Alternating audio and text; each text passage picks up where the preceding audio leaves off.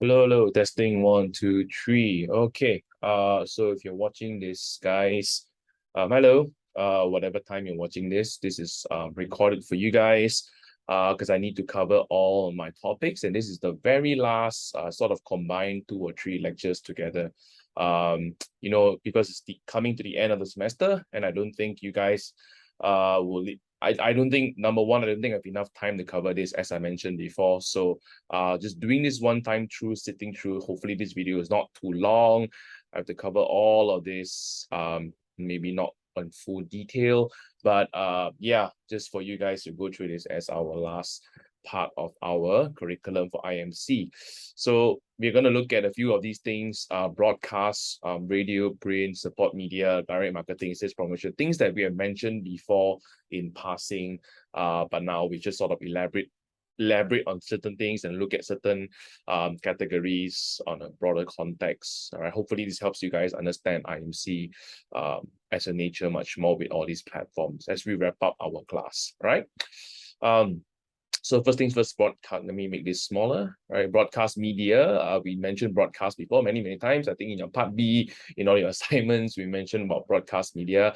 Now this is messages can be transmitted, sent to the receiver. Basically, the idea of broadcast media, why is it TV and radio, is because it is intended for a wide range of audiences. Just imagine antennas, signals, radio waves, all these sort of like broad, what they mean. The actual term comes from that, actually, broadcasted waves. All right, so that's why we limit it into TV and radio. You might be wondering, why not digital as well? Digital media is a form of broadcast, but I think traditionally broadcast media is specifically for TV and radio when we talk about in terms of marketing and promotions. All right. Wow, this is very big. Despite extensive content choice, most Australians, okay, this is from Australian side. Most Australians continue to watch broadcast TV, both free on to air and subscription channels. We have a look at our Malaysian landscape in a while.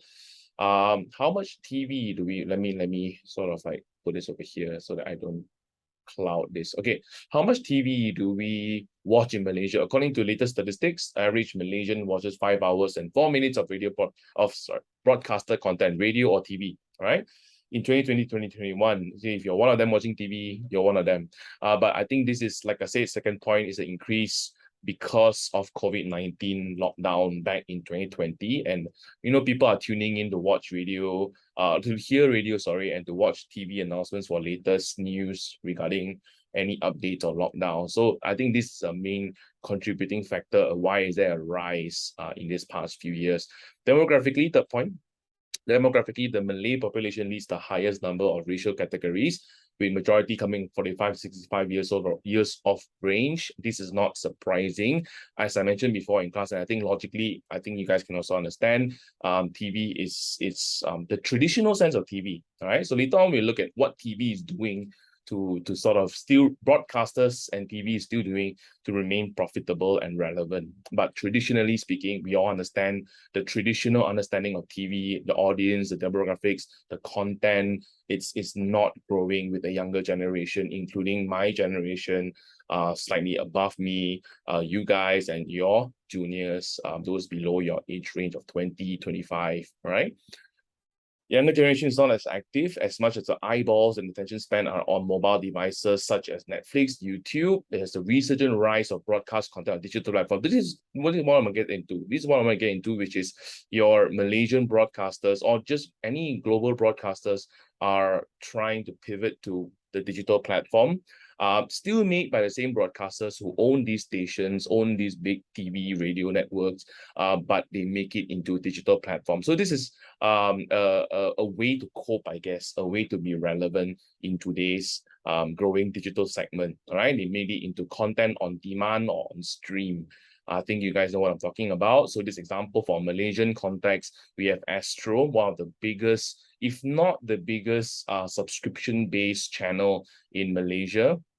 All right. And they have many years ago launched this service called Astro Go, where you don't have to be at home to watch it. You can watch it on your phone, tablet, laptop, computers, and you can subscribe to it if you're existing Astro customer at home, which a lot of households still is subscribing, all right, into Astro, you have this channel that's free for you. Otherwise, I think it's you pay a small amount to have it on digital platform. So I do this. I subscribe to Astro Go on my phone only or my computer because I watch football matches with Astro Go. All right. Suka is another a digital video content channel by Astro, right? They are similar kind of concept, but I guess the shows are a little bit more catered towards the audience, a little bit more different than the traditional channels that they have on Astro. Some they do crossover as well from existing Astro into this sort of channels. I guess the aim of Suka TV, this one you see here, is to be more they do have, because I also subscribed to Suka at one time. They also have a lot more movies, for example, a lot more local produced movies, for example. All right. iFlix is another one. This has a long history to it. Tried to be Malaysia's Netflix version of Netflix, but many years ago, I think recently still they can't compete with Netflix as Netflix was, you know, the choice. Right now, I'm sure you guys know Netflix is not doing that well as well. iFlix is one of the many names that is also not doing very well to begin with in the beginning. But I think recently they were bought out by a Chinese organization called Tencent. The guys behind certain games, mobile games, some of you may have heard, which I think bought over them. I'm not sure. I didn't really do a thorough research on this. You guys can look more for it online. All right. But this is another version. It's still around, but I think the uptake and subscription on this is quite low. So of course there are private companies, Astro, all these are all private, iFlix are all private companies. So Malaysian government under the Malaysian Communications Multimedia Commission, MCMC, launched a few things. For example, this one, sorry, My Freeview, which is a free digital streaming service of all these channels. So all of these channels, guys, if you see here, if you're not local students, these are channels that, you know, we grew up with. All right, TV1, TV2 being the state broadcast channels, TV3 came later, but also part of the whole state Malaysia government broadcast channels as well. Later on in the game, it was NTV7 and 8TV came out. Which was trying to aim at a younger crowd, younger audience, more Chinese speaking, English speaking segments, etc. And the rest, as you can see, there are other channels here. Some I don't even recognize. I don't recognize a few here. TV9 is a new channel that was added. The youngest, I guess, of all these other channels. Because this TV9 is predominantly, if I'm not mistaken, for a Malay audience, right? A lot of Malay shows, Malay series, Malay movies, etc. All right. Tonton, which is Malay word for watch, all right, is a pay-per-view. So another word for on demand, on stream. Another word to throw to the mix is pay-per-view. Same concept. If you don't subscribe to it, maybe the term on stream or on demand is sort of like there's a subscription nature to it, but this is a one-time pay, or you can subscribe to it for longer term if you want, of channels that is you know, they have big Tonton, for example, have a mix of both free channels. Like you see here, same thing, right? TV3 and TV7, 8TV, TV9, as well as other one-off sort of like consumption of movies or series from participating broadcasting channels in Malaysia, right? And this is not a government thing. This was by former executives of top broadcasters in Malaysia. So these guys band together and created Tonton. Yeah, right. As to how popular it is, I'm not sure. I'm like the worst person. Maybe to teach is fine. I can talk like this to you guys, but to actually, you know, do it. Am I a avid TV watcher? Do I do a lot of TV advertising? Not really. So I'm not the best guy to tell you whether Tonton is actually good or bad. But the fact is, this is not spoken about. I think not made popular. That's a reason. There's a reason maybe for it. You know, it's not really doing that well as well. So what we do know is that TV, for example, broadcasters are all pivoting into the digital format, digital space. In fact, all these TV3 and TV7, for these three channels, as I see here, TV3 and TV7, 8TV are all part of a media conglomerate group called Media Prima. Now, they were in trouble a few years ago as everybody pivoted. This is before COVID-19. On 2019 itself or 2018, right? Before COVID-19, they were in trouble and they were trying to like find ways to be sustainable. They realized that, you know, like I said in the earlier slide, eyeballs, attention span are not on TV anymore. So they had to find a way to get out of, you know, traditional structured TV broadcast segments, and they found a way to go through digital. So they bought up a few you know, digital broadcasting channels. One of it is Rev Media, which is the umbrella group for, you know, brands like Says, all right? Those who know our Malaysian sort of like news channel, I guess. Says, the Malay side, Says Seismic, for example. These are all digital channels which Media Prima was sort of like either being bought out or buy them out or working together. I'm not sure. All right, they were part of this, you know, sort of to revitalize the business structure. Media, so we talked about this before, right? Media is the category, all right? We use these two terms, media and media vehicles, for example. So media is the category, television, magazines, newspaper. Vehicles are the brands under this. So we look at television just now. So television is the media. So media vehicles under television, example for Malaysia would be these brands, TV3 and TV7, 8TV, etc. Astro as well. All right, subscriptions, on-demand service, Suka, etc. All right. Australian, I have to talk a bit about Australian, right? Australian television industry, watching TV is one of Australia's favorite pastime. It's true. I do have Australian family in Melbourne. I do keep in contact with them, call them at least once, okay, not so frequent, once in 6 months. But we keep in contact. Yeah, TV is like the favorite thing. A lot of them do pivot from watching, you know, for example, this one, free to air TV, which is all the free channels. A lot of them do pivot to watch like Netflix and stuff, but somehow watching TV is like a favorite pastime, a favorite thing that for Australians to do. Right, but have a look at some stats. Statistics here, free to air television has 99.7 penetration rate in Australia. That's really, really high. Pay TV accounts for a low 29%. So this just shows that a lot of them are still watching you know, state channels, right? State broadcasted channels, or like, you know, if you're in Melbourne, for example, there's Melbourne News Network, for example. So they watch these kind of channels. Now, 61% of Australian homes have 2 or more TVs. I guess Malaysia as well. Do you guys have more than 2 TVs at home?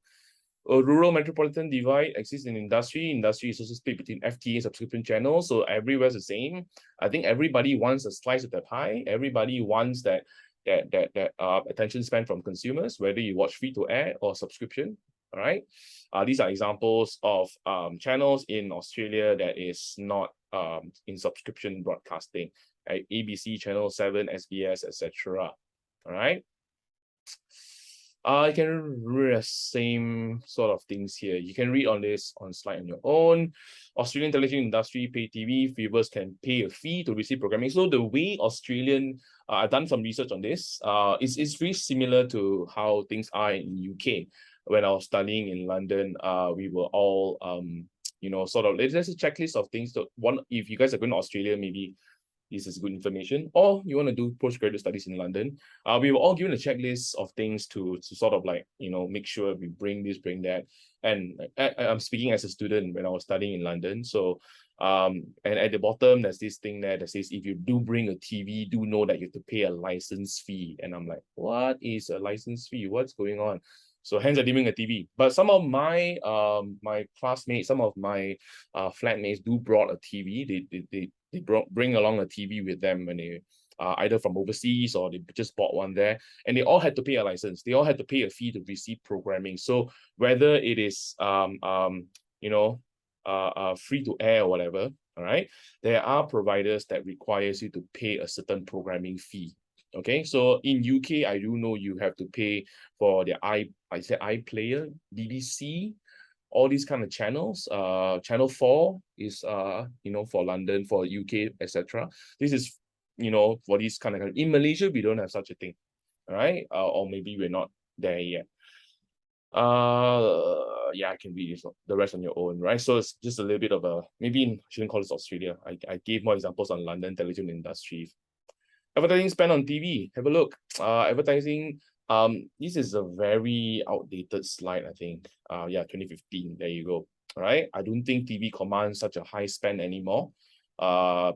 Purely because digital is the way. All right. I would just think that this is not. I mean, it wouldn't be as low as 0 point something or even 2 point something or whatever, but it will not be this big of a try anymore. Despite that, advertisers still will spend money on television programming and also advertising because there is still a very active segment watching this, accounting for the 40 plus, 50 plus, 60 plus year olds. Guess what? These 40 plus, 50 plus, 60 plus year olds are also the ones which have a slightly higher disposable income range than you, than me. Those are the sitting millionaires, sitting billionaires, who knows, all right? They can buy more things than you and me combined, maybe, yeah? So the idea is basically that. Television programming day parts. So this is just, I'm pretty sure this is also quite logical. So you've got daytime, fringe time, prime time, all right? Daytime, early morning, daytime, these are the time slots, for example. So certain slots, I think I mentioned this in class before as well. Certain slots are more, makes more sense for certain programming, advertising structure to happen, right? So if it's an early morning, sort of 6 a.m. to 10 a.m. It's good for children's programs. It's good for adult, sort of like infomercials. We talk about infomercial in a while. Shopping channels, for example. The idea is a lot of people do tune into TV, all right, to sort of put it as a white background noise or something like that while they prepare breakfast for their kids or for their family before they go to work, and etc. All right. Between 10 a.m. to 4 p.m., this is where a lot of programming do go into sort of like an inactive mode. The idea is a lot of people are working. They don't have time to tune in to TV. General idea is that, all right? We have fringe time where this is a 4 p.m. or 7 p.m. slot. It is one of the most undesirable slots. I would say not 7 p.m. Maybe 6 p.m., 4 to 6, right? Or slightly below 6, would be, yeah, because these are the time slots that people are rushing back from work. So there are other platforms that are more desirable between 4 to 6. Anybody have any idea what it is? I can't get a response from you because it's a recorded video. Have a think. There is another platform that suits a 4 p.m. to 6 p.m. run slot if you want to get people's attention. I'm not talking about television. I'm talking about another platform, another media vehicle, another media category. Starts with R, ends with, okay, you guys get it, all right? Radio. Okay, prime time access. Here we go, 7 to 10. It's the most prime time slots for any advertising to happen, all right? Idea, again, a lot of people watch TV after their day work or after they have dinner, all right? Yeah, this is just a general idea of how you want to look into television programming. Spot television advertising. So rather than buying for the whole country, so here's a map of Malaysia, right? Rather than buying for the whole country, you can choose spot television advertising. You can either spot your region. So this is, of course, splitting this into two halves, West Malaysia and East Malaysia. But of course, you guys know you can go even smaller. So even tighter. So northern region, for example, comprises of, I wish this was a map that with state names, but just using my mouse as an indicator here, you can see northern region, we have central region, east coast region, southern region. You can go even that sort of spot, so it basically means you're trying to target these spots rather than buying the entire network that covers the whole country or one half the country, for example. All right. Syndicated advertising happens because there's a thing called syndicated program TV. All right. Syndicated programs are programs that are popular that had reruns. So, for example, I'm not sure if you guys know these shows, but Modern Family is a very popular show, runs for 10 seasons. Has ended with ABC channel, American Broadcasting Channel, as well as Friends, very popular sitcom show back in the 90s and early 2000s. Sorry. These are very popular shows that has been turned into syndicated programs. Oh wow, I don't have water with me. Okay. This has been turned to syndicated programs, all right? So it means it has rerun schedules. It will appear on certain channels, certain so as the original program holder. So imagine you run 10 successful seasons, then that's like what, 10, 11 years, all right? You make enough money, but of course you're greedy, all right? As the show owners, you want to make even more money based on the popularity of the show. So what you do is you rerun it as syndicated programming. All right. So you, as the owner of these shows, you then pitch it to other competing channels. All right. Sort of like, hey, here's a slice of this amazing pie that I have, this amazing show that I have. Do you want to buy it? Right? Do you want to, put it on your channel? So that has nothing to do with advertising. That's just syndicated programming. But syndicated programming allows for syndicated advertising to happen.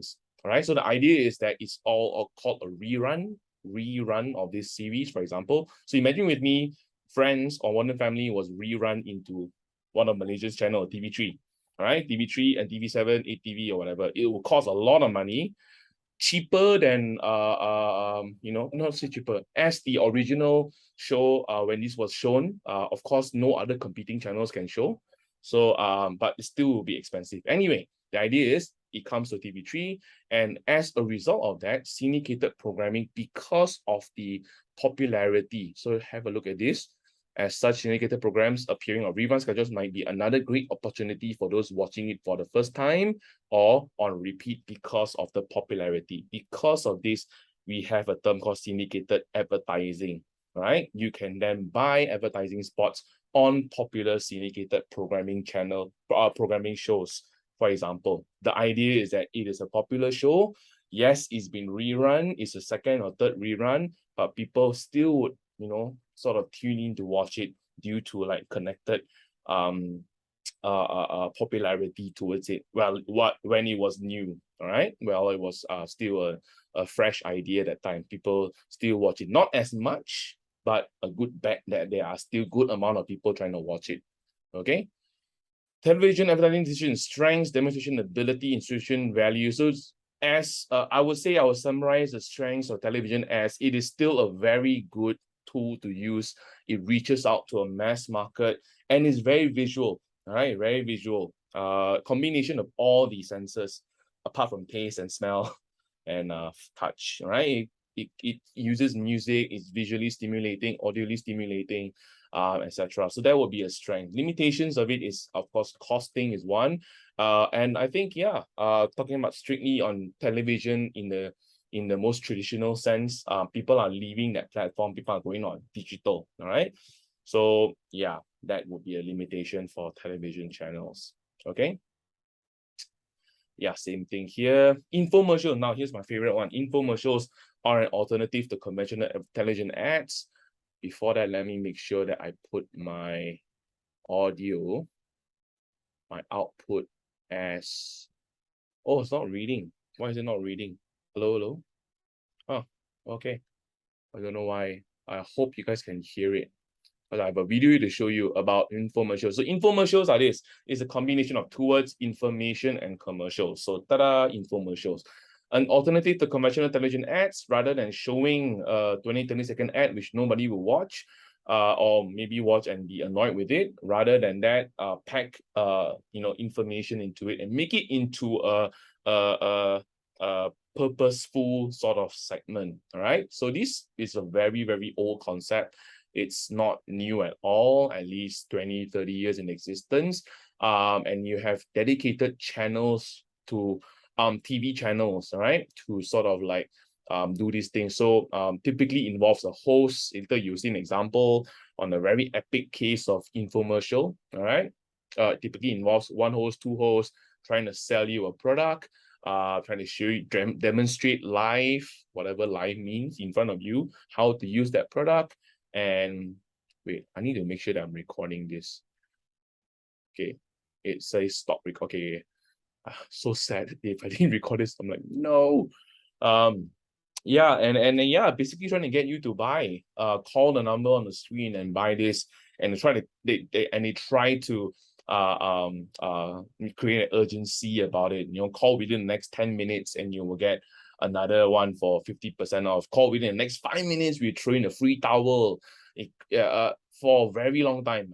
Again, let me give you some timeline. I think this concept is a very late 80s, maybe even, late 80s, early 90s, up to mid 2000s, right? So that was how it was, how long it has been in existence, and how it was quite popular. Direct response, we call this as direct response television, DRTV, for example. All right, enough talk. Let's have a look at this guy. I love this guy. This is a Slap Chop guy, classic infomercial. Hope you guys can hear it, but if not, these slides will of course include this link. You can click on it and have a look. I hope you guys can hear it. I'm not sure. Hi, it's Fitz with Slap Chop. You're going to be in a great mood all day because you're going to be slapping your troubles away with a slap chop. Now, look, here's a potato. One slap, you got big chunks for stews. Two slaps, home fries in a second. And look at this. When you add a mushroom, the more you do it, the finer it gets. You don't switch any grains. You love salad. You hate making it. Take the stringy celery, take the carrots, salad. I love pizza too, but once in a while, get the veggies in. At least throw it on top of the pizza. This tuna looks boring. Stop having a boring tuna. Stop having a boring life. Here's a hard-boiled egg. One chop, you add the pickle, you add the green onion.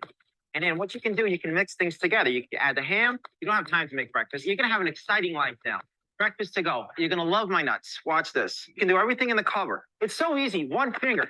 Kids can do it. They're going to charge you $1 for toppings at the ice cream stores. What about fruit? Put a mango. Look at that. Isn't that beautiful on your ice cream? It's so easy to clean. 1, 2. And pops open to clean. Now, these other ones, bacteria gets in the food. Can't open this up. It's worthless. Forget about it. Now, take the slap chop. All right, here's the garlic with the skin. There you go. These skin is the garlic. The onions with the skin. All right, this is making you cry. You're making me cry. Life's hard enough as it is. You don't want to cry anymore. The skin's at the bottom. And look, if you want a little bit of onions, you don't want to drag out the food processor, the skin comes right off. We're going to make America skinny again. One slap at a time. When you buy the slap chop, we're going to give you the grady for cheese. White cheese, yellow cheese in the container. Comes with a twister. And watch this. Tacos, fettuccine, linguine, martini, bikini. Comes with 2 blades. Just bang it. Cheese comes right out. Fine and coarse. Parmesan comes with a cover. Stay sealed. Put it in the fridge. Take it out when you need it. The slap chop sells for $19.95. But if you call now, within the next 20 minutes, because you know we can't do this all day, you're going to get the grady absolutely free. Just pay for processing. Here's how to order. All right. So I hope you guys heard that, but if not, I'm sorry, it went a bit quiet for about a minute plus. Do click on the link and you can watch this very short infomercial. This is a very what can I say? Slap chop guy. I don't even know his name, but he's a meme. Maybe some of you have seen his face before trying to sell you stuff. On like, sort of like a meme character kind of thing. As you see, that's a very typical infomercial segment. Very involves a lot of theatrics, a lot of usage of like powerful, strong words, charismatic, the aim is really try to get you be impressed with what they're trying to do. Now, of course, if you ask me, I have never been in any of these infomercial situations or done these things for clients, but I can tell you that it's 100% scripted. It's 100% scripted. They are all following scripts. They all rehearse this many, many times. None of this is one take, for example. It's multiple takes. It's made to look like it's one shoot, one take, for example. So it's very highly polished sort of thing. But this has changed. I think some of the examples I show you here. Yeah, so for example, some Malaysian infomercial channels, TV Direct Malaysia, Astro's Go Shop, while some of the elements of polishing, meaning trying to make it look as powerful, impactful, and that means a lot of scripting, a lot of rehearsing, etc. Those things are still around, but what happens is there's live streaming nowadays, and people want authentic channels. People want people to really like say, if buy this means it's really good. If it's really good, it's really good. All right. Meaning they don't want to be wowed by like, wow, slap chop, wow, this and that, this and that, this and that. So a lot of infomercial channels are trying to move away from these sort of like highly polished channels, right? Because the fact that live streaming is possible. A lot of these e-commerce platforms as well. We can't talk about infomercials without talking about e-commerce. Shopee, Lazada, they all have their live streaming arm, which is a very, very big booming business for them, right? They get any celebrities, mini KOLs, mini celebrities, to appear on their channel and to like sell some products, and it will move products for them. All right. Yeah, so certain examples like that. So these are all part of the whole idea of advertising, how it evolved to become infomercial, etc.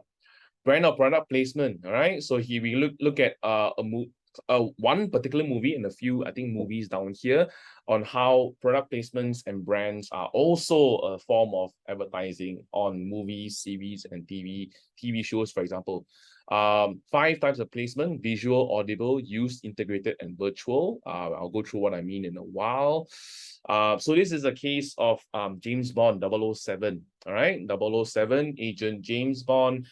In all the movies, he drives the same car, sports car, most likely a BMW. And when he drinks, it's beer. I mean, that's not it's martini, right? There you go. Martini shaken and not. So it's a very quoted thing about James Bond. He drinks like a shaken martini, not whatever lah. His quote is like that. All right. But when he does drink beer, for example, so this is another video you can click. I made it hyperlink it here. In conjunction with Skyfall, you can see they use James Bond as I think part of the movie that to show him drinking a Heineken, for example. All right. So these are examples of use. Over here, say 5 types of placement: use, integrated, visual. All right. Okay. Of using it. So another example on James Bond. So you see you're just reading from the slide. Skyfall, however, was the first time Mr. Bond switched tipple. Wow, what slides are these? Way back in 1962, Dr. No, Sean Connery, which is the other James Bond before these guys come on, reached for a red stripe beer. Ever since, Bond's been ambivalent about martini, switching between these different brands of vodkas for his martini. All right. At one point, he favored gin in the mix. It was this brand of gin, Gordon's London Dry Gin. And so these are opportunities for advertisers to slot in the brand and product placement into the show, and making it into either one of these 5 categories. Visually seen, you can hear. Audible, for example, is like I said, when James Bond over here ordered the where is there you go. In Casino Royale, which is quite recent. Casino Royale, right? And this was what's his name again? Can't remember this guy. This guy, the most recent Bond guy, quoted 3 measures of Gordon's, right? Which is this brand here. See, 3 measures. This is an actual quote from the movie Casino Royale. All right. All right. Like I said, BMW. All right. But there are many other brands that was in James Bond, right? Being a very successful franchise, a lot of brands do try to collaborate with them via brand and product placement. All right. Yeah, let's look at this. So another quite interesting thing here is this thing called Brand Cameo Product Placement Awards. All right. It's sort of like I'm not sure if it's half serious or not, but anyway, it is a category, let's call it an award show, right? That rewards the most obnoxiously stuffed films of the year, meaning the worst or the most product placements for the films of that year. So particularly for this example, this was Transformers: Age of Extinction, right? Worst product placement movie ever, which boasted all these brands. There's 55 separate brands, including Armani, Budweiser, Yili Milk, etc. I'm not even sure what Yili Milk is. Close behind was this another movie called Gone Girl by David Fincher with 48 brand placements, and right along with 37 brand placements. All right. I remembered watching this movie, Power Rangers, not the cartoon one. They remade. Do y'all know what Power Rangers is? Again, I can't see you all. I can't get a response from you. I hope you all know. They remade Power Rangers into quite a serious show, I think a few years back. And all I actually remember, of course, I'm like, Power Rangers, yes, heroes fighting, wow, things like that. The one thing that stood out very clear to me after I watched it in the cinema is the mention of the brand Krispy Kreme. All right, it's so obnoxious. I kid you not. I think you guys should go and Google it. All right, the brand of Krispy Kreme donuts kept mentioning it, kept being seen, kept featuring in the movie. I'm like, okay, fine, we get it. Krispy Kreme paid a lot of money to Power Rangers, all right, and the producers and the director to make sure they appear in the movie, all right. Apple is another such brand. I can see here other awards included prize for overall product placement, which goes to Apple, right? Appearing in this is Captain America, Winter Soldier. The second, I believe, the second installment of the Captain America series in Marvel, the Marvel Cinematic Universe, which involved him talking to an Apple store guy. So all these are very deliberate, carefully placed advertisement placements, right, for brands, for products, to make sure that they are seen. Again, one of the 5 stages, it's seeing, visual, right? Hearing it, people actually saying it. Oh, you know, where if it's Apple, for example, you can see them say, I use an iPhone only, or I use a Mac laptop only, or being seen using one, etc. And then there's also virtual as well. All right. I got no virtual examples here, but you know what I mean, virtual reality, augmented reality usage of such. All right. Okay. Future of television advertising is that the future involves a lot of interactivity. It will involve again, the future here is not a future of the product, whether TV will become microwave, whether microwave will become don't know what, it's not that. But the future for TV is definitely not TV itself. It's on other platforms. It's on digital, or more, I would say, more short form contents. As you all know, YouTube Shorts are a big thing now. TikTok, big thing. IG Reels, big thing. You can get lost watching those things. I do think seriously, television advertising will go that direction. Right? It will go that sort of like short form content, and I think as a whole, the television industry will move into that direction, creating short form content altogether. All right.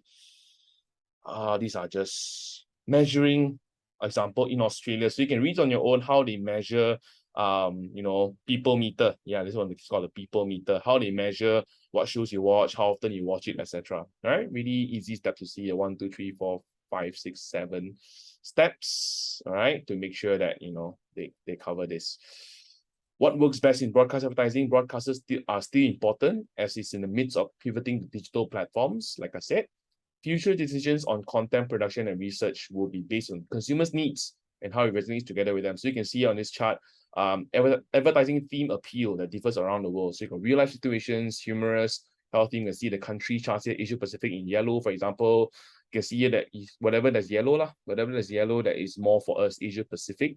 All right. We are real life, family, health, humorous, not really. We are the least funniest. Oh my gosh, look at this. We're the least funniest.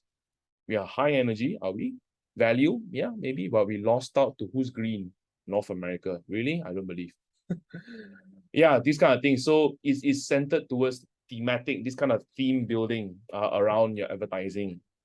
Thus, like I said here in my third point, advertisers will also be monitoring and watching this movement to align their brand image with broadcasters' decisions. So what I mean by this is your broadcasters, whether or not they are in digital or not, definitely in digital, they would be creating content on these things, all right, on these themes that you see here, because they know that their audiences look for these, for example, and therefore advertisers will also try to match their brand to speak these values, to speak these themes on their advertising decisions.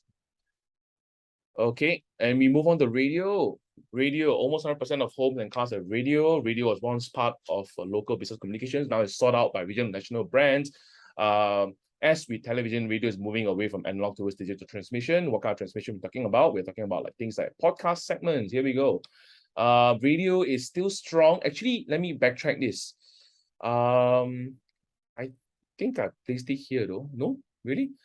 Oh no. But let me just say then, I think radio is making a comeback in a few years' time. Maybe not now, but we can feel it in the air. A lot of young people are back on radio. I have no idea why, but maybe it's the whole hipster thing. I don't know. They want to be on listening to something that not a lot of people. If the mass audience listening to Spotify, young people, they choose not to be on Spotify. Is that sort of like tension thing? Like maybe you guys used to do that, you know, I don't know, a hipster thing. But radio is making a comeback. I'm actually very surprised in this market. I think talk about radio for like 10, 12 years already in class or in industry, I kept making the same predictions that radio will die, radio will die, radio will die. Radio did die for a short time in 2018. I'm talking about Malaysia only, guys. Radio industry did go down as a whole. But somehow, with the pandemic, with the rise of younger generation, radio is back. And the morning segments, for example, the champion slots for all radio channels are all these like Hits FM Morning Crew, like we call it Fly FM. All these channels are making a comeback, and they are no longer targeting you. If you're listening to this because you're in my class, no longer you, yeah. Sorry, students, no longer you. It's your younger sister, it's your younger brother, it's those in that 13, 14, 15, 16 category. All right. So it is making a comeback, radio, for example. Podcast is becoming a big thing. All right. So these are some brands in Malaysia, some channels on podcast takeaway table by the Ming brothers, the Ming Thing, Reggae and Sands, Breakfast Grill by BFM, which stands for business. Is it business for Malaysia? I don't know. Business channel. It's a business channel. All right. And this guy, Harbin Skin, I'm sure you all know him. Some of you may know him, sorry. Local influencer, started all these podcast channels. Podcast is sort of like radio talks and segments without the advertising. I do know some podcasters do include advertising in them, which makes it very annoying actually. But it is a longer format. It's more, and put it on Spotify, for example, and people do tune into it more and more, especially, like I said, with the younger audiences. All right. Radio, same thing, like I said, video advertising, morning drive, midday, afternoon. But I think I mentioned this, I think logically speaking as well, the more basically things are like that in life as well. The more attention to it, the more demand, the higher the price goes. So when will radio be more expensive? Theoretically speaking, more when there are more listeners on the road, technically between your drive times, right? Those who are driving, for example, okay, on their way to work, college, etc. Radio advertising, like I said, ability to reach segmented. Like I said, I think to summarize this again, it is the strength of radio. It is cheap, all right, cheaper to put on radio platform than TV. You know what I mean, guys? Then your digital out of homes, then your cinema advertising is way cheaper. But of course, the limitation towards radio is always these words here: no visuals. All right. My ex-professor in London, Dr. Sanjay, calls radio advertising as a theater of the blind. All right, let that sink for a while. The theater of the blind. You can't see it, but in a good, he didn't mean it in a bad way or demeaning way to blind people. He said it in a way where it uses your imagination. So your radio commercials is actually could be a good thing if you know how to spin around using imagination, because the idea of your imagination being the visual stimulation in your brain is much better than you watching something. It allows you to be immersed in it. So we can go on and on talking about radio. So but I do know what he's talking about, and I think working in advertising, also when I used to buy radio spots for clients, we do guide our clients sometimes when we produce, when they do this kind of radio advertising or when we produce for them, we are very deliberate in trying to make it very, very suggestible in using your imagination. So we use a lot of open quotes, all right, in radio, like take your time, walk on the streets of London, right? Look at the red bird chirping in the sky. See, just by saying that, if you just close your eyes, you are there. You know what I mean? All right? Without the cost of shooting, going to London, or getting a studio, put the green screen, doing CGI work, etc. You are allowing people to imagine it. So have this sort of like thinking for radio. If you next time do go into marketing and you do think about radio, for example, it is again not my words, my professor's words, the theater of the blind. All right. You don't have to see it. It's using your imagination, power of imagination. Newspaper advertising, strength limitation. Newspaper is dead. Sorry, my first reaction to this is dead lah. Again, this very similar, to TV and radio news. This print advertising, print, newspaper, magazine. They also are all in the same predicament. Digital media is on the rise, so to find ways to survive. Newspaper and magazines are the one category that has the hardest jump to digital. I repeat, hardest jump to digital.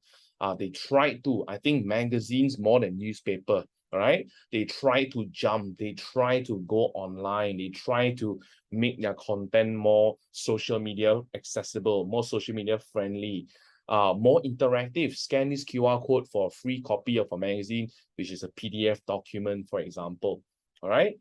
But yeah, the idea is that they are still not fully integrated, or not even like a quarter integrated.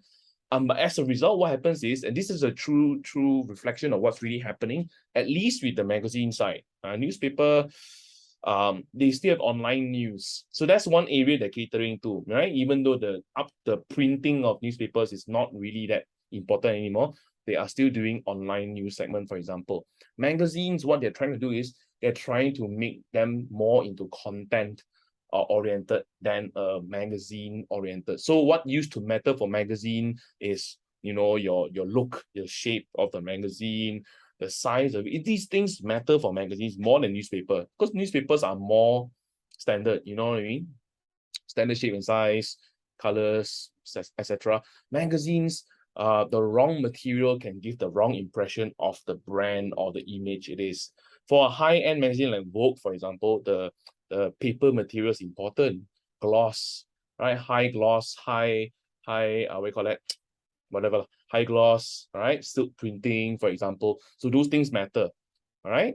But moving forward, while they try to pivot to digital side of things, they are becoming more content oriented. What represents them, their brand the most?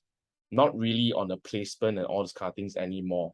All right. But I think I skipped through these two things. Read on your own on your slides here on what strengths and limitations they are, but they're generally the same. All right, generally the same. Okay. Do they still have a place on today's marketing? Yes. Like I said, there's still segments of people collecting magazines, for example. Newspaper, not really. I think newspaper is mass, so it's fine. Magazines, though, some magazines are collector items, right? There's some people are still collecting magazines. And I think trend and culture have a way of coming back. Like now, all of a sudden, we see 70s, 80s trend coming back, right, guys? Music, fashion, magazines is a thing that may come back, or maybe it's already making its way back into that paperback format, into the paper original format, traditional format. Who knows, right?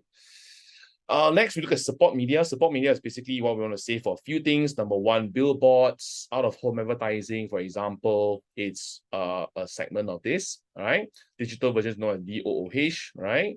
Other mediums, for example. So we use out-of-home advertising, not really just for billboards. See, again, read this word carefully, read this statement carefully. Billboards are the major segment of OOH, out-of-home. It is not the only segment of out-of-home. So that's why I wanted to just share a few ideas of not just billboards, all right, but it can be things like this, transit advertising, for example, all right, putting it on wraparound. So these are called wraparound advertising on big trucks, big cars, for example, all right. This one, advertising displays for taxis behind here on the boot, all right. These are good locations, and also out of home also includes this sort of what do you call that? What do you call this again? Sorry. Maybe you can use I don't know if it's sunny or not, but installation, maybe. I don't know. Installation, all right? This sort of like one-off installation. All right. Also includes things like this, your Goodyear blimp, all these are just examples given by your Dr. Rosa. I didn't really do much to these slides, some of it, as you can see. But yeah, the idea is that it is all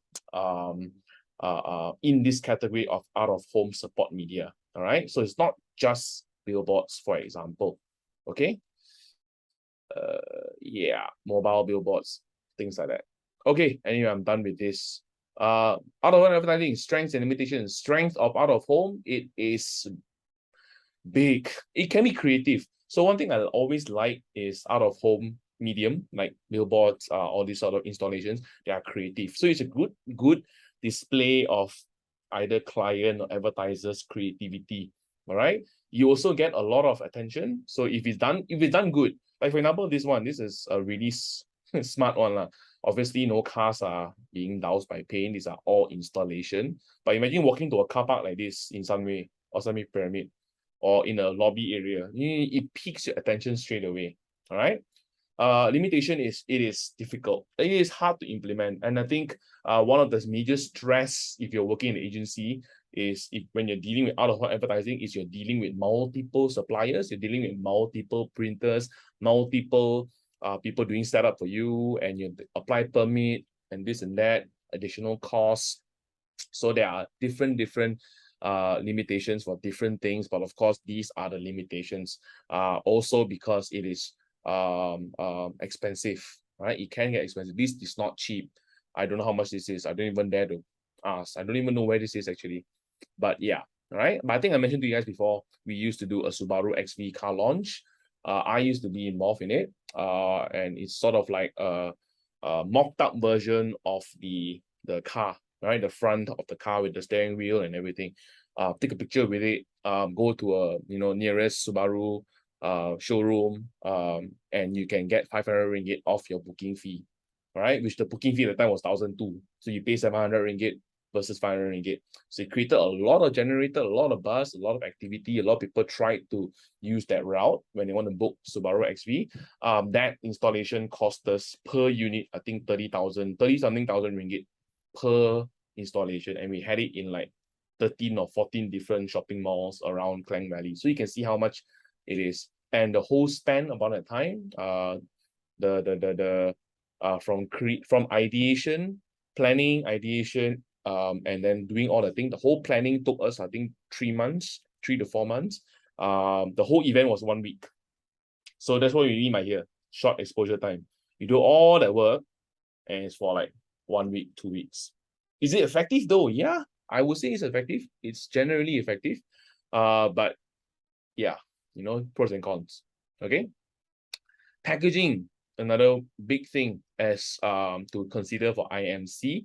The product itself. So you guys know the 4 P's of marketing, right?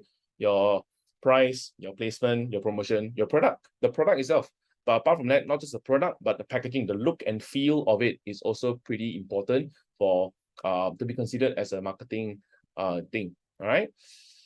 Aims of packaging, like you see, certain points here draws attention to the brand, breaks through chronic clutter. If your product, I think I've shown this before in my previous classes, where one of the brands we used to handle was we just suggested to the client, we changed the packaging look to look not like milk. I mean, here's the thing, right? Milk, we always have to show a few things. Number one, and this is where we brainstormed the idea in my old place, my agency. Why would you have to show a picture of a cow? Don't we get it? Milk is from cow. Will anyone think milk is not from cow? Will anyone think milk from monkey or what? All right. Why do you have to show cow? Number one. Why do you have to show field? Don't we get it? Cows eat grass, right? Grass grow on where? Desert. No, right. Shopping mall. No, right. So that's where we go and like, okay, you know what? Why don't we just suggest to a client, which is Nestle, why don't we do something different? Product packaging that is don't have cow, don't have field, don't have blue sky, don't have anybody milking the cow. We just show product, we just put it just milk. Can clients say, oh, I like the idea, man, let's do it. But our biggest mistake at the time was, and thankfully we pre-tested that idea, right?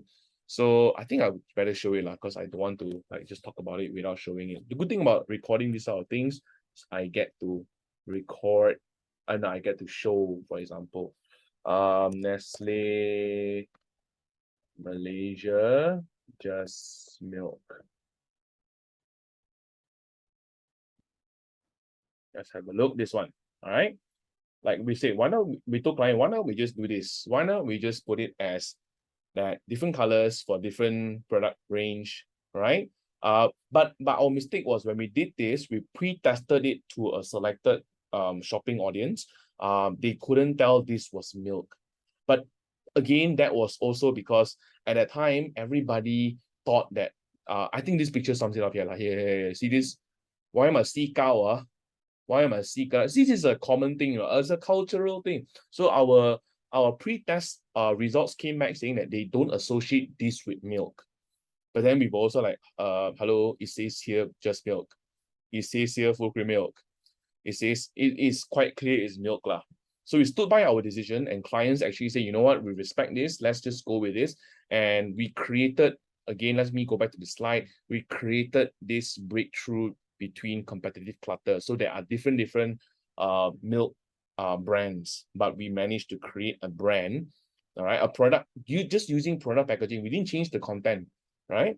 Just using product packaging that separate them from competitors, from having to show picture of cacao, you can see the cow here, picture of the grass, picture of the blue sky. Obviously, I'm mocking Dutch lady here, huh? But it is a thing that everybody have the same idea of milk packaging, on how milk packaging should look like. So we just challenge that, all right? Sensation transference, yep, color, design, shapes, packaging size, physical materials, how a product, especially a well-known brand like Coca-Cola, for example, how a product, you guys do this, we all do this as well. You go and buy 1.5 liters of like Coca-Cola, Pepsi, or whatever.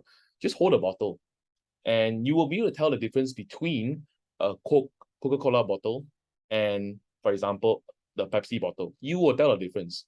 There is research into it and also to make it look distinct, number one, to make it feel distinct. All right. So these are things that is called sensation transference. Right. It allows people to identify the product just by the look, the feel, the touch, etc. All right.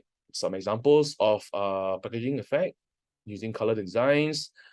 Trends in packaging. Let's go. Meet consumers' need for speed, convenience, portability, contemporary and striking, designed for ease of use. This is what we call a very big thing in the food industry is for this, right? Ease of use, which is the grab to go segment. All right. Just want to put it here lah.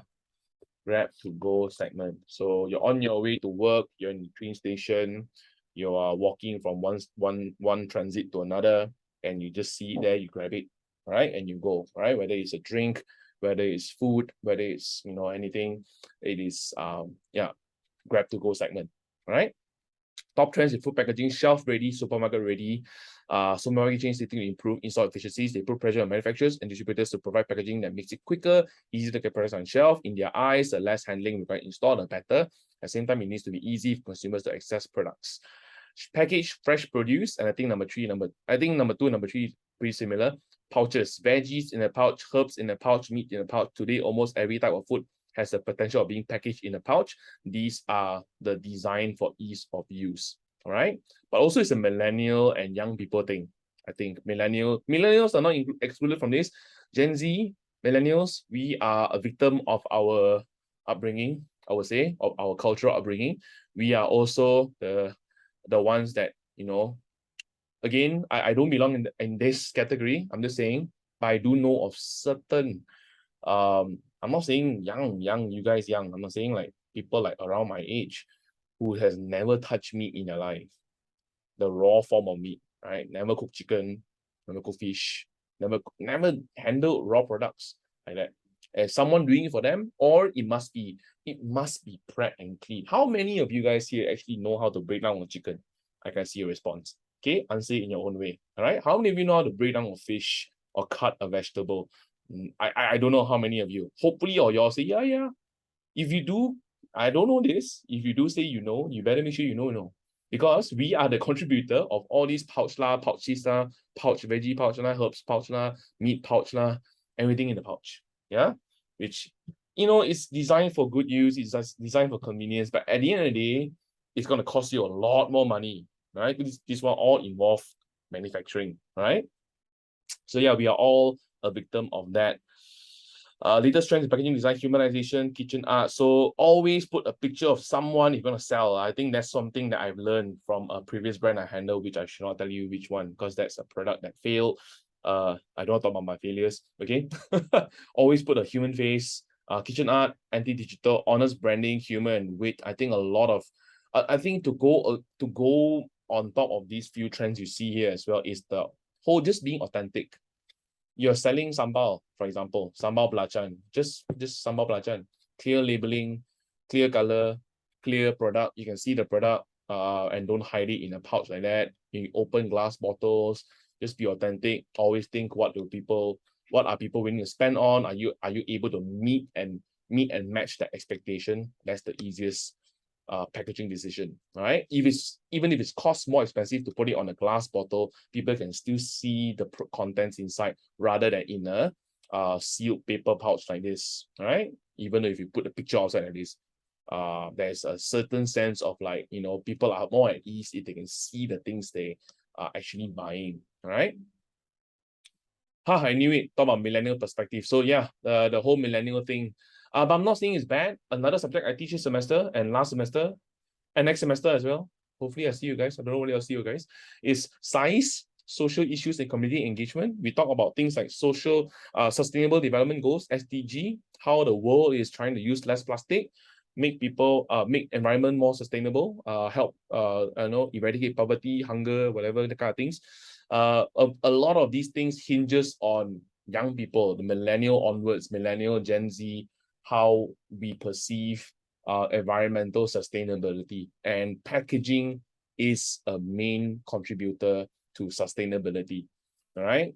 And it matters, you know, to young people, to more and more young people. Gen Z, millennials are more and more concerned on the usage of plastics, for example.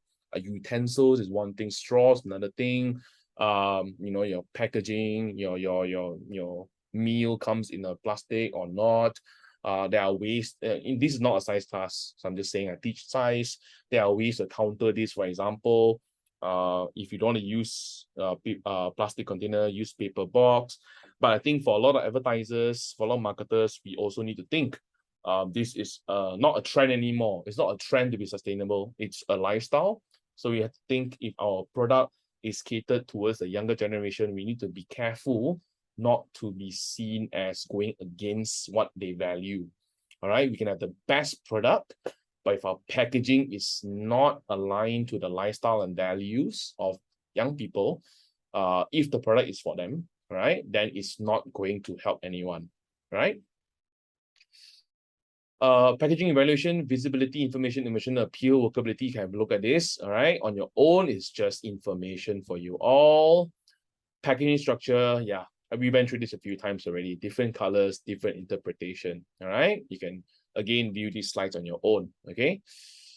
Okay, I'm going to skip this. Point of purchase is all these things, all these booths, installations for people to buy things, especially if it's a product that is on, shopping malls are great displays of pops, right? Which is point of purchase. Booths, especially when it's like new products, new service, new product launch, etc. All right, pops are great. And I think one of the proponents of pop advertising is that it allows you to blend in this perfect mixture of personal connection and also conviction. The product is real, the service is real, the people you deal with, it's a perfect thing. So if I were to choose one element and say that it's the perfect mix of all the IMC, now you all feel cheated, right? You all should put this as your part B, right? The perfect mix of advertising, of any marketing promotion is actually point of purchase. If you think about it, it's the perfect. There is advertising, people can see, right? Like for example, Coca-Cola, for example, like here, Coca-Cola. How do I say Coca-Cola? Nescafe, right? But Givenchy, like this one, right? Givenchy, Coca-Cola, all these things. There's advertising element. There is advertising element. There is someone always there trying to give you information. That's the marketing element. All right. And there are these products, for example, will often come with a sample you can try. There is your sampling there, right? Your whole like testimonial sampling element, PR element, branding is clear, color association, peripheral cues. It is the brand's color, logo, etc.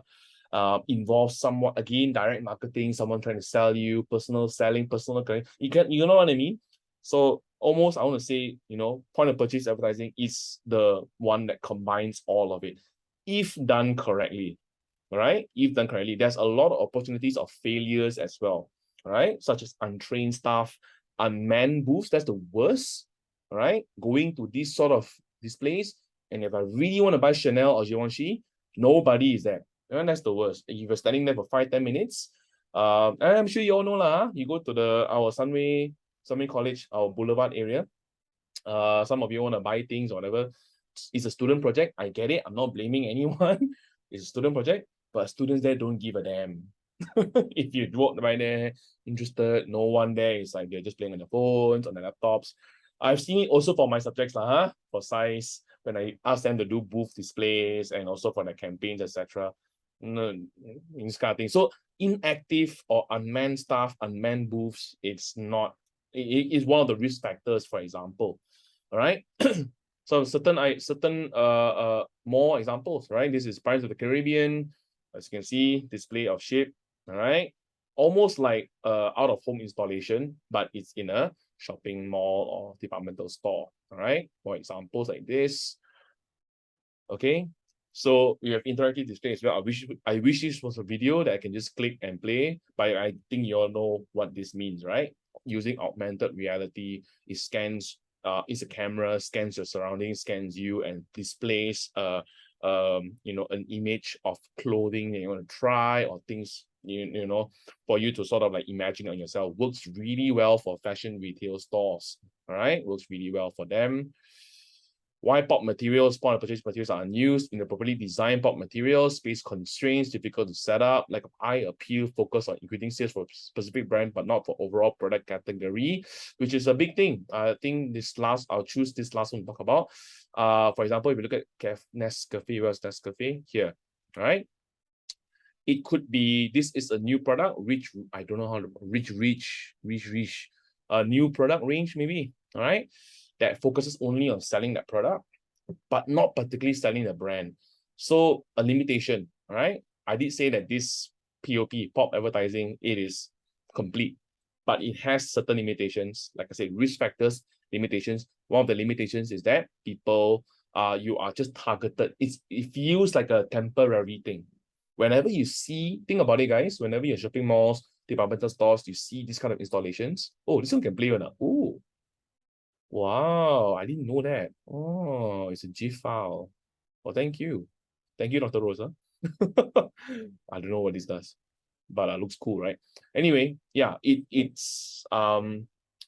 feels temporary. Whenever you see these displays on shopping malls, departmental stores, it feels like it is temporary thing. It's meaning I'm not saying the things are temporary. I'm saying the product itself, you're there to buy that product. That's it. You don't care about the bigger brand, for example. All right. So which is a limitation. It is a limitation. You're focused on selling Nescafe Rich, just on the brand you saw, but not Nescafe as a brand. All right. So that's a danger there, lah. Okay. Read on your own. All right, prioritizing international consumer specific plan, generating plans, substitute purchases, unplanned purchases. Different categories of shoppers here, lah. So I think if you're looking at specifically shoppers, there's another thing, consumer behavior right here. I think, Miss Haslinda or Mr. Alvin is teaching this. I think some of you are taking their classes, right?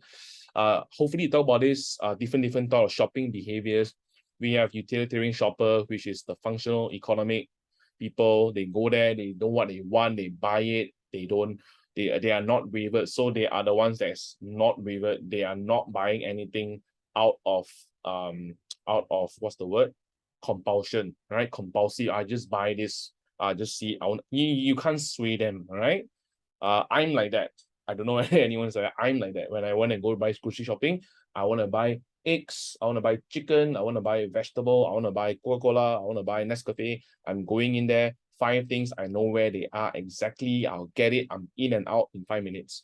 Now with self-checkout, it's even faster. I'm in and out in 2 minutes, right? I can be like that. Who's not like that? My wife, my wife like that, my wife, oh my gosh, she go grocery store, I lower my voice a bit. She go grocery store, oh my gosh, 10 items, want to go in, buy 8 items, come out with 20 items. How? Why? All right, she is this kind.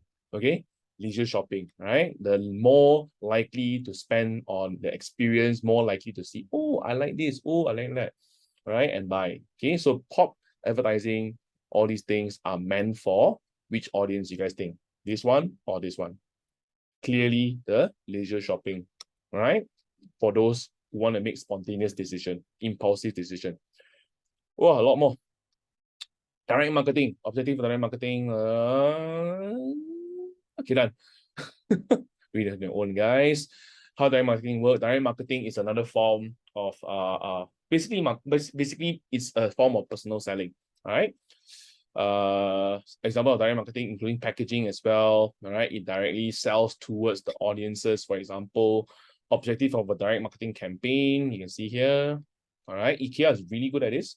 IKEA stopped doing it, but I think IKEA many years ago, actually not many years ago, just recently they stopped it.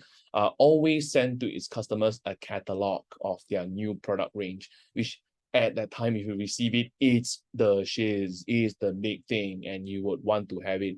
It creates a lot of opportunities for them to generate leads. Leads are opportunities for people to buy things from them just by seeing the product catalog. All right. Crowdsourcing. What is this? Crowdsourcing is another phenomenon of utilizing some levels of direct marketing involving the audience functioning in roles that will normally be assigned to employees. Crowdsourcing involves two-way engagement with the audience. All right. So this is another new form of direct marketing. For example, this one, Casella Wines, use the audience involvement. I think it's one thing to say crowdsourcing, but I think it's just a clever tool that utilizes a bit of direct marketing, where it allows people, audiences, to be part of the creation journey. Some of them like it, right? You're part of the journey of Casella Wines. Just how you saw that, right? Where's Casella Wines? There you go. You're part of the journey that created this product. Right, so you feel good about it, you feel more ownership to it. Different forms of media exist for direct marketing. You can use postal mail, electronic mail, television, print media, door-to-door, different forms of direct marketing, right? Electronic messaging, for example, using all these emails. WhatsApp business, it's another one. I think you all know this, you have seen this before, right? Click a link, directly link you into the WhatsApp business account. You can chat with the person, you can even finish your order delivery all there. Attach your picture, do your online banking, attach your receipt.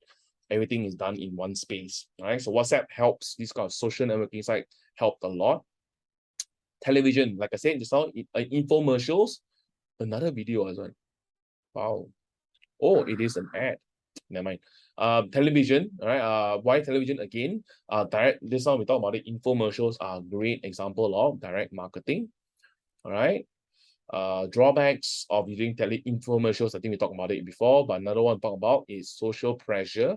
Drawbacks of using infomercials, direct marketing, all right, on TV is social pressure and changing trends. So I think not just social pressure, but changing trends. Trends change so fast these days, guys.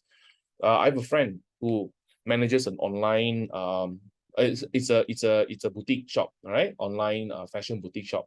And she is like, she's every time I see her, we go out, we hang out for drinks, and she'd be like, it's really like tough to measure what to do, even though there's a lot of tools available. There's a lot of place for her to like get ideas from, or like to order in things are much quicker now. She rather now than back then, when she had to travel to a place and place the order, convince the supplier to give her at this price. Things are much more open now. But one problem, like I said, my friend faces with an online boutique store is trends change just like that. So you may buy like 200 pieces of, 2,000, right? 2,000 pieces of this black t-shirt that is maybe in trend, maybe not, I don't know, all right? And bring it to Malaysia to sell. And overnight it changes. People don't like to wear this anymore. People like to wear collared tee.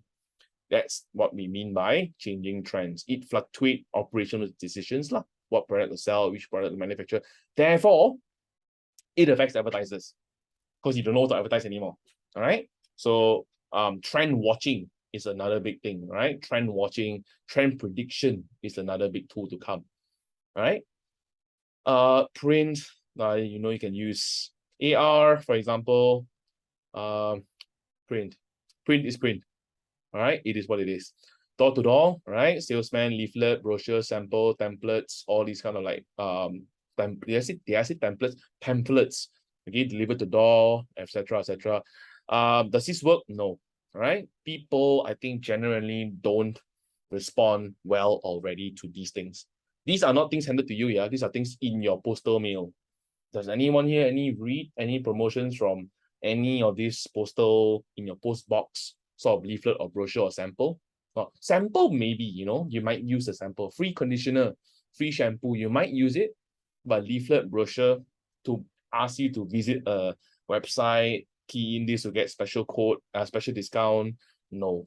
All right. No. Sample, yes. Maybe sample, there's still a space for it. You know what I mean? Giving people samples of your product. Most of it is cosmetic, hair products, for example. Beard products, yeah. You think my beard products, maybe. Toothpaste is a good idea. We used to do that for Oral-B, all right? No, toothpaste plug. Toothbrush, all right? We send a mini version of it for them to just feel the bristle. Maybe, who knows? Creative, databases. Okay, databases, what we talk about here. Database is a collection of things that you should not sell, yeah, guys. I'm going off the script here. All right. It is very, very unethical to sell people's information online. But generally, databases it means that it captures information of your current customers, prospective buyers. When used correctly, it can inform you on buying behavior, segmentize your geographic location, demographic, segmentize their values, lifestyle, how often they purchase. Also a great contact point for you to reach out to them. These are all called CRM, all right? Customer relationship marketing, right? You're building a relationship with them, and with more repeats, with more sales, with more consumption, hopefully they become a loyal customer to you, all right? The database need to be up to date. And this is something that the company should do, marketing team should do, but because we are so pressed for time. So one thing I want to be real here, guys, is that it's not like we don't want to. I'll be honest to say I used to buy databases, all right? Not proud to admit this. But of course, back then, if I'm caught, I'll be fine. I'm not as in I'll be someone not fine, as in I'll be okay. I will be fined someone, all right? Or I can't work in the company anymore, right? It's a fireable offense. But it's just because we don't have time and we have to keep things up to date. So there you go, all right? Someone's telling you 3,000 or 4,000 emails at 70 ringgit. Buy lah, right? One thing, it helps you to relieve the stress and pressure a bit. But I want to say it is not ethical. I've done it, not proud of it. I've done it twice, and I don't think it's a good feeling, really. It gets the job done, your boss is happy, you're happy, but after a while, you're like, man, did I cheat? I don't feel good cheating. I don't know, really. If I want to win my competitors, I want to win. I don't want to cheat. You know what I mean, guys? So it feels like that, and there's a lot of high risk. So you may the wrong. I have a few ex-colleagues back then who used to do this from different companies, not within the same company, who was caught and was terminated, was fired, right, for something that they could have totally avoided, and just do the traditional long and hard way, which you have to go out and get these database, meaning meet your customers at every point of purchase. Just now we talk about pop advertising, point of purchase, collect their information, all right? Build actual relationships and not buy artificial relationships. Wow, this sounds like a philosophical statement. Lifestyle value analysis. Read this on your own. Mailing list. Read this on your own. Mailing list. Read this on your own. Data mining is the technique of your same thing. Basically, you're looking deeper. Data mining only occurs. I just want to say one thing on this. Data mining only happens when you have a lot of data. You can't do data mining if you only collected enough data for 1 year. It needs at least 5 to 10 years. That's bare minimum for you to data mine. Data mine means you can get more and more information from it. More and more, I would say, cross-reference from it. Because as you know, you may have a customer who is 20 years old when they buy products from you. And when you do data mining, that customer is now 30 years old, already have a family, already have 2 kids or 3 kids, already moved on with career, already own this, own that. So you can get more insights into them and segmentize their up, or at least update their value segmentation in your database. All right. Fulfillment, often the funneling of that marketing chain. Fulfillment is everything at the end part. So meaning invoicing, right? Invoicing, packaging, picking, distributing, all these things. These are all just again, just giving you all a brief idea of direct marketing. Sales promotion, here we go. Read on your read on your own, okay? Seriously, it's just things for y'all to know. Again, like I said, I'm rushing through all this because it's a very long. This video sounds like it's very long already. I think it's super long. But these things are not most likely not gonna come out in this format. Name me 2 types of sales promotion, you know what I mean? So I'm just going through it like that. Yeah. Have a look at your have a read on your own, right? Franchise building, what is franchise building? Non-franchise building, what does it mean? All right. By reading it, you understand, right? Loyalty cards, for example. I think all promotions should have loyalty cards. I don't even know why this here. Where am I? I'm here. Okay. Facts about sales promotion. Manufacturers use this technique to encourage purchasing of the brand. Most sales promotions are quick incentives to bring traffic to the store. Sales promotions normally do not attract new customers. What they do is they attract existing customers to attract the brand, and they feel like they get a bargain because they can buy the second or third try of the product or service at a cheaper price, at a lower price than the first purchases. Okay. Weapon. Okay. Read this on your own. Read this on your own. Push and pull. Read this on your own. But push and pull is basically just 2 things. The whole push and pull thing, if you don't know, all right, is demand creation. Your push means you are creating incentives from all the suppliers. I think I have the list here, isn't it? Oh no, where is it? Okay, just imagine there's retailers, right? There's also things like your distributors.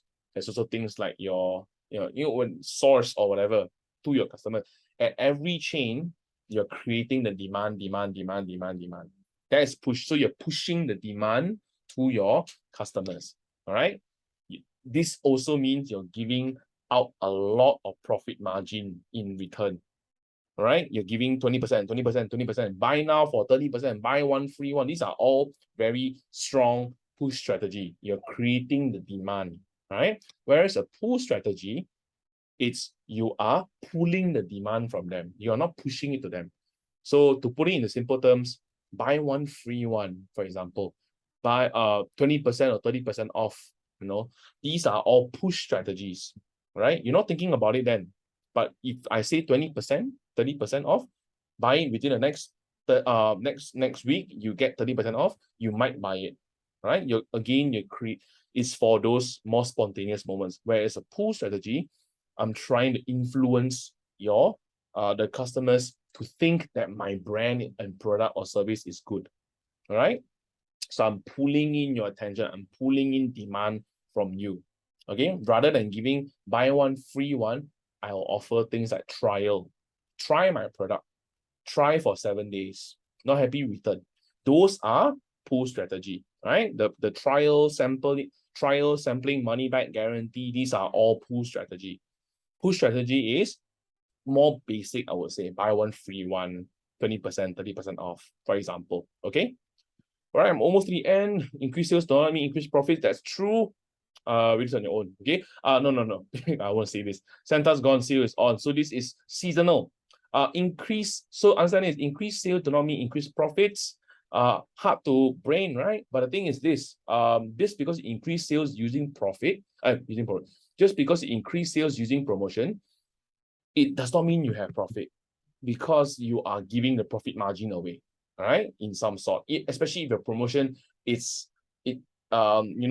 sometimes your product or your brand can be making that little bit of margin or profit only, but you are giving away from promotion. You get more sales, but actually you are not either earning a lot more or you're not earning at all, your break even, for example. A lot of it is also due to seasonality. All right, people buy in seasons. Okay, So meaning just because someone buy a lot of your product in December and November doesn't mean they'll repeat this in January or February. All right. So certain brands, certain products need to know how to tune their promotional campaigns to suit their their brand. All right. I think I mentioned this just now also. Have a look at how the breakdown, at least just the breakdown of costing. You can see advertising the consumers is a lot more to begin with from a pull strategy, right? You're creating more incentives for them to try out something or creating demand from them first, right? Most consumers fall somewhere between these two extremes, loyalists or switchers. I don't know. I think young people, your guys are more switchers, confirm. Right? I think loyalty is not really I'm not saying loyalty is a old or young thing, but I'm just saying I think with the amount of brands available now, with the amount of options you guys have, with the amount of convenience you guys have, not just you guys, us, all of us are in the same category. We are all switchers lah. I think loyalist is just when the brand is really established or when there's no there is a clear choice of between them and the competitor, and which is far superior in quality and also value. Then that creates the loyalists. All right. But otherwise, or a lot of other things, a lot of us are switchers. All right. Putting a brand on always on promotion. So meaning it's a bad idea to put a brand on always on promotion because it's unprofitable. It's profitable only when you deal with non-deal only customers, meaning these are your repeat customers, they're not new customers. May or may not be profitable if the market consists of non-stockpiling and stockpiling deal seekers. So meaning especially there's this show on TL, I think called TLC, right? Think is it called TLC? Discovery Channel TLC, where it's a show of someone. I think it's called extreme couponing. I think so. Extreme couponing, where someone collects all the coupons and promotions at one go and just trade it all at one go. All right. This is a nightmare for retailers because suddenly you will find out that actually this person has been keeping the coupons for like 2 years, usually one shot. That's your profit margin for your whole entire quarter gone, erased just like that by one person. Can you imagine if more people do that? All right, just keep your coupon, making sure that they walk between the line of like, this is still valid to use, this coupon still valid to use, oh cool, I have 2,000 of these, and then you go, oh shit, what that's your profit margin gone for one quarter for that store, for example. All right.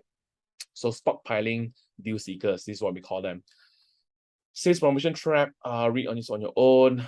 I think I want to end very soon. I think I'm done talking I'll read on your own.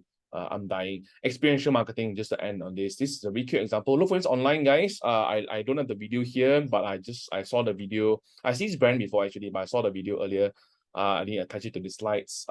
Look for this. It's called Crust Pizza Banquet. They promote this as it's a cycling thing, right? Somebody is cycling around. If you want, if the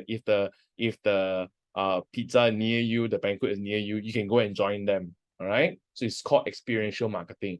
A lot of food, FMCG, food, fast-moving consumer goods, a lot of food products, F&B, are all using experiential marketing, right, to create that experience.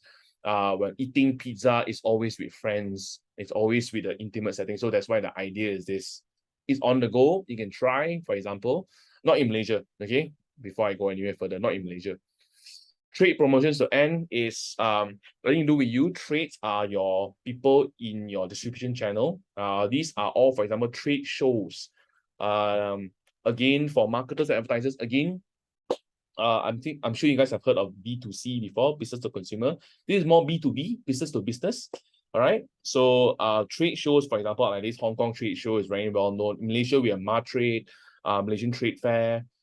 It's for all these brands that comes in, but no consumers, because these are all the distributors, retailers that is aiming to to get your product. If your product is meant for them, that helps them in packaging, that helps them in distribution, helps them in labeling, for example, helps them in certain certain very specific tasks. All right.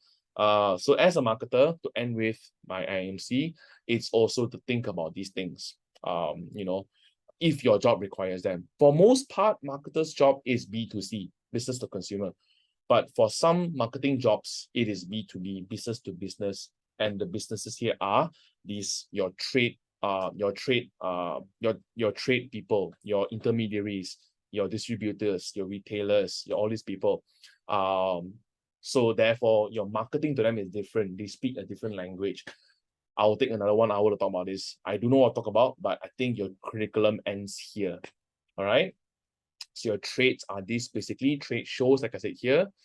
All right. And it allows for people within your supply chain to have opportunity to be advertised, to be marketed to by your marketer. Okay. And that is the end of this very, very, very long video summarize. You can watch this later or in splices, stop here and there, I don't know. All right. But thank you. That's all for me. This was at least 2 hours. Good luck, guys. Bye, everyone.